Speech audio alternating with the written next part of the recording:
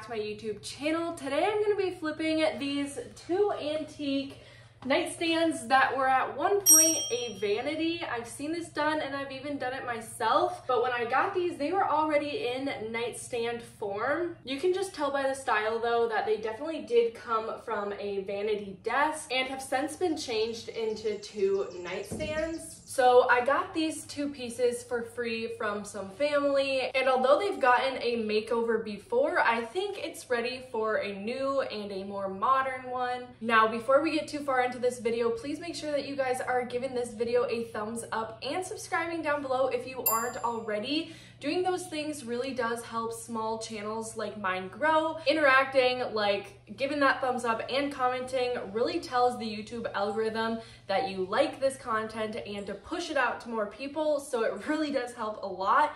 Now let's kind of go over these nightstands a little bit more.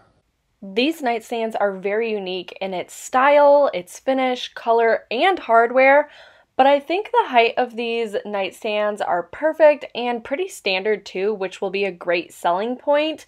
There are a lot of beautiful designs and details on these, like the corners and on the bottom, but I'm not loving the current makeover that it has. At first glance, I thought that the current finish was failing because it's very clearly cracking all over, but after I put some thought and researched into it, I realized that this cracking may actually be intentional. Although I haven't used it before, there is a paint out there that creates this effect on purpose. I've seen it done on multiple other projects, and I also made sure to do a scratch test just to make sure that it wasn't failing. Now, although it is unique, I decided that I am going to give it a new makeover so that it can appeal to the mass buyers on Facebook Marketplace. Honestly, this needs a very specific buyer, and that doesn't work when you're flipping for profit. So now that we know a little bit more about these nightstands, I'm gonna go ahead and start by taking off the hardware. I'm kind of conflicted on whether I want to keep this hardware or not. It is so unique that the right buyer may love them, but then again, I am flipping this for profit. I want it to go out just as quick as it got in for a good price. So I'm kind of thinking that I need to change out the hardware so it attracts the mass of the buyers, which is a more modern style type of hardware. So yeah, I think that's definitely what I'm going to do. I'm definitely gonna save these though, because I could either sell them, someone could be looking for this exact hardware because it is so unique and so cool, or I can sell them or save them for a different project. I'm not sure yet, but now that I've talked it over with you guys, I definitely think that changing out the hardware is gonna be a good idea for these. Now, I just have a screwdriver. Typically, the hardware is pretty loose because people don't really adjust it very often, so they've been stuck on here for a while, at least since their last makeover, and a screwdriver will work just fine. So I'm so sorry if you hear the birds and the trucks, and it's a busy day here apparently.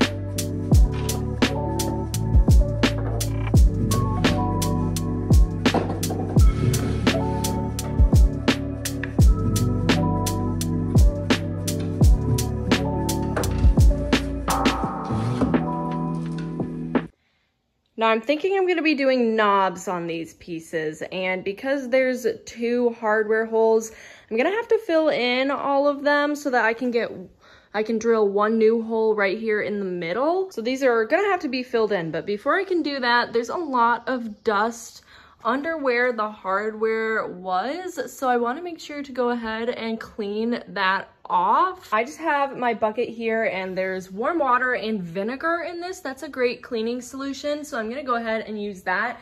That should help really pick up all of the dust and get them cleaned off. And then while I'm doing that, I'll also make sure to clean up the bodies of the nightstands as well.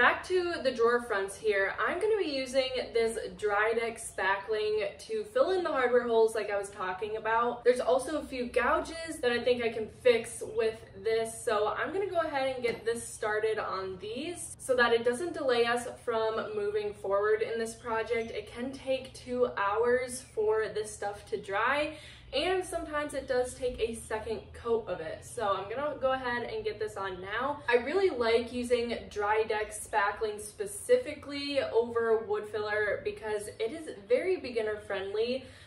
When you use this stuff specifically, it'll go on pink and it'll dry white, so there really is no guessing when it's ready to be sanded down. Instead, it kind of just tells you, and it's super easy.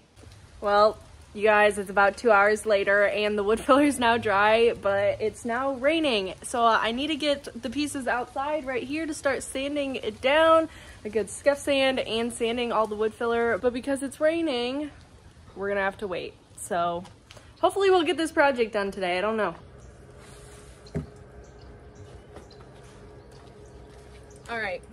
So real quick, while the rain has stopped, I'm gonna lay some stuff down since the ground is all super wet. And I'm gonna get these sanded because this might be the only opportunity that I have today, because even though the rain is stopped right now, it's supposed to start again in like 10 minutes. So I need to stop talking, get this laid down, and get to sanding real quick.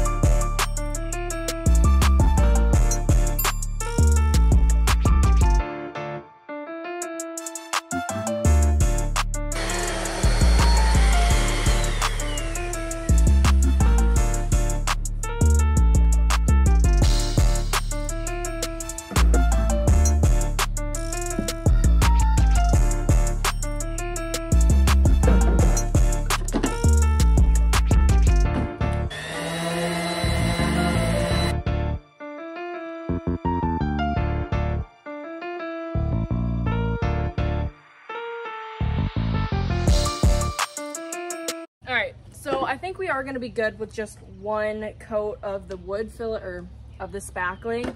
But I just wanted to show you what it really does. So here are where the 2 hardware holes were. We're going to be drilling a new one right in the middle. But also it really does help get rid of all of those dings, because now once primer and paint goes on, it's going to be just a super flat surface. Anyways, it is starting to sprinkle again, so let's get these back inside and we can talk about why we actually do a scuff sand. Good call for getting them inside when we did. So in this case, the reason why I wanted to make sure to do that scuff sand is to knock back some of the paint that is already on these pieces. And in addition to that, anytime you do a scuff sand, it roughens up the surface enough for new primer or paint to adhere to the surface. And now I did say that I was going to be using primer and paint, but because I already did the scuff sand and because I'm using a darker color that is an all-in-one paint, I'm going to skip out on the primer and go straight to paint. The paint that I'm going to be using today is this navy blue Pittsburgh Paramount paint. I've used this a few times recently in my videos and I'm actually really learning to love this paint. You can go ahead and screenshot these details if you end up wanting to try this paint out for yourself.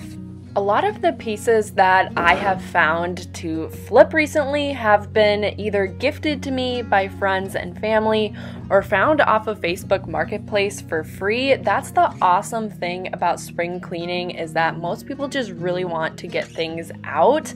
And I'm trying this new method of flipping things in the most minimal way possible. So here I am, I'm just changing out the hardware and painting it in this navy blue popular color.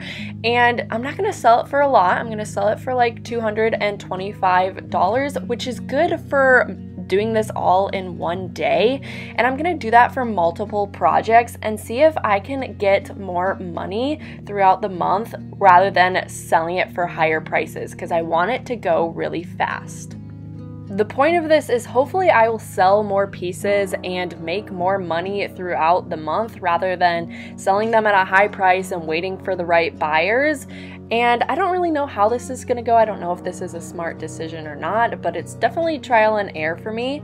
Now, this piece only required 2 coats of paint, and then because it is an all-in-one paint, I didn't have to do any top coat, and I do have a piece in this paint that I have kept for myself, so I really do trust that it is an all-in-one paint because there has been no damages so far. Now at this point, the only other thing that had to be done was picking new knobs and drilling in the hardware holes. I decided to go with these knobs. These are pretty popular in my videos because I just really like the simplicity of them and they look so good gold. This is the spray paint that I use for it, and I think it just always turns out so nice. And I've already drilled in the holes and gotten the hardware on, so let's go ahead and get into the final reveal.